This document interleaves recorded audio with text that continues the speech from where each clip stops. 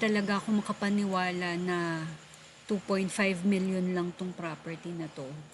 Ito siya, yung gate na ito.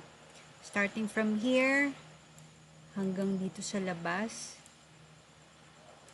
Medyo hindi na-justify pero ang haba kasi niya, no? Nag-quick ano kasi yung cursor. Pero ang haba nito, sobrang haba niyan.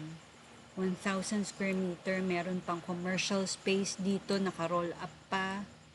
Tapos corner lot, may enough space ka para sa mga motor kung maglalagay ka ng hardware, bakery, mga motor shop, motor parts.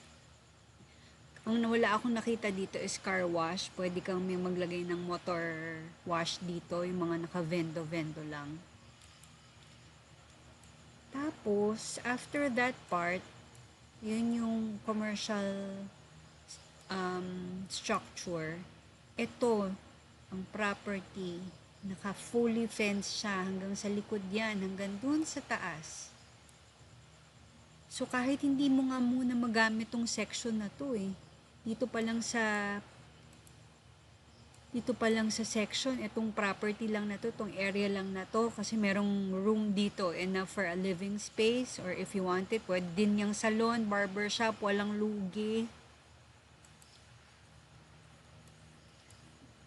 Talipa pa, pwede ka din maglagay kahit na ano nga ang pwede mong gawin dito dahil kabahayan yan dyan sa taas. At ito yung mga nasa paligid mo, wala din talagang masyadong tindahan.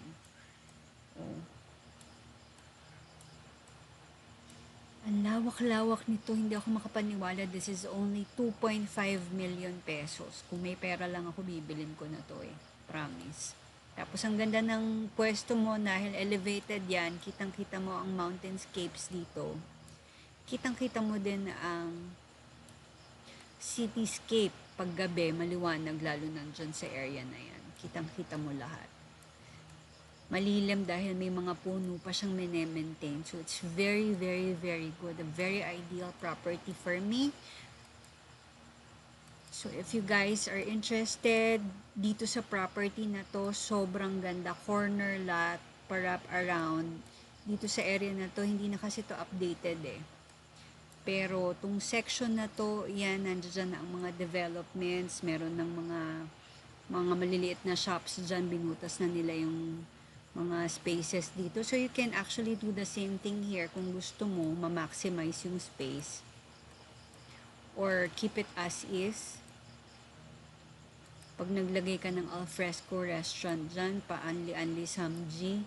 O kaya simpleng coffee shop, yung chill lang, less ng mga start-up. Ang lawak nito. Perfect na perfect. Sobrang gusto ko talaga to. Very rare ang gantong lugar. 1,000 square meter plus sa highway. Tapos ganito lang yung presyo. Ang dami mong magiging pwedeng gawain. Dami-dami mong konting puhunan. Madaming space. So, kung hindi mo din siya gagayakan for business right now, itong lugar lang na to, ang appreciation value nito over time, sobrang mahal.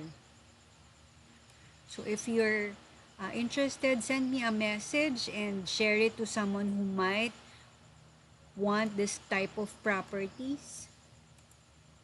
And send me a message right away dahil ito talaga ipupush ko ng bonggang-bongga. Kung hindi ko lang siya pwedeng bilihin, ako na lang sana. Kung hindi ko man siya mabili, maibenta na lang ng maayos. So that's it for a virtual tour. This is actually a second video I'm making of this property. Sobrang amused ako sa kanya dahil corner lot, ang haba, ang laki, commercial space, daming potential.